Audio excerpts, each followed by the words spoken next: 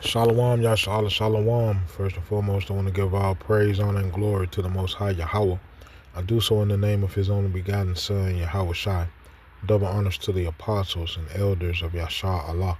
Call Haloyim La, Yahweh Bahasham Yahweh Shai, Bahasham Harakakodash, for blessing our elders with the spirit of truth, so that we may know.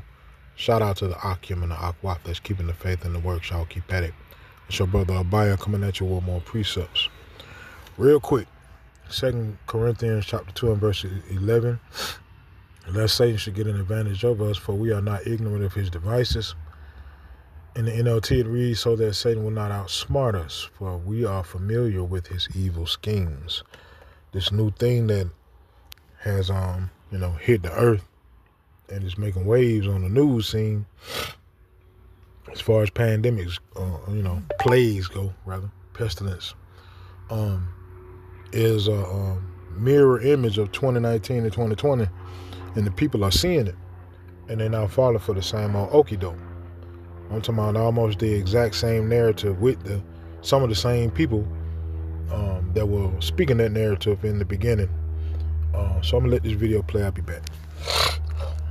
We're seeing the very beginnings of the pandemic all over again. I mean, this is exactly how it started, if you remember. And a lot of us just thought, okay, it's not going to spread really, or it's going to be fine. It's really not going to turn into this big thing, and they're kind of making it more than it should be. And a lot of us are saying that same thing about hantavirus. But we have to remember, they were able to spin this totally out of control last time. So even though our rational brains say, well, this can't really go anywhere. I mean, are they really going to do this to us again? Knock on freaking wood right now, because yes, they would do this again to us if they think they could get away with it. And right now they have motivating reasons to want to do this to us, and that really is the war in Iran and the economic crisis that we're facing. If you want to bail out from an economic crisis, you want to blame it on something else, you blame it on a pandemic. And you think I'm crazy? Well, listen to what Trump has to say when he was asked about it. It's very much, we hope, under control. It should be fine. We hope. Should everyone be concerned that it would spread? And how are you I hope not. I hope not. We'll do the best we can. These are not reassuring words. So he's keeping his options open. He's keeping his options open that, we might need to default to another pandemic in order to bail us out for the fact that the economy is collapsing because he started a failed war. So in order to weasel out of the situation, because Iran's not backing down, the economy's collapsing. So what do you do? What do you do? Well, if you're the Republicans right now sitting in the Senate and sitting in Congress, you're thinking a pandemic sounds mighty fine right now. And maybe we could get a pandemic going into the midterms. You know who really sucked during COVID? Democrats. And if there's another pandemic roaring around right now, who's the last group of people you want to have in power? That's right, Democrats. So this is a way for Republicans to remain in power. Logically, I sit here and I think there's no way they're really going to try to turn hantavirus into a pandemic. And when people call me and they talk to me about it and they email me and they say, Kim, what's going on with this hantavirus? Are we really going to be at the precipice of another pandemic? My instinct is to say no, because this is so ridiculous. But they are ridiculous. So they will do ridiculous things to us. And that ridiculous thing that they would do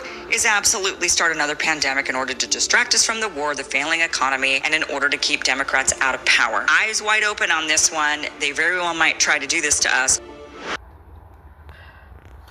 All right.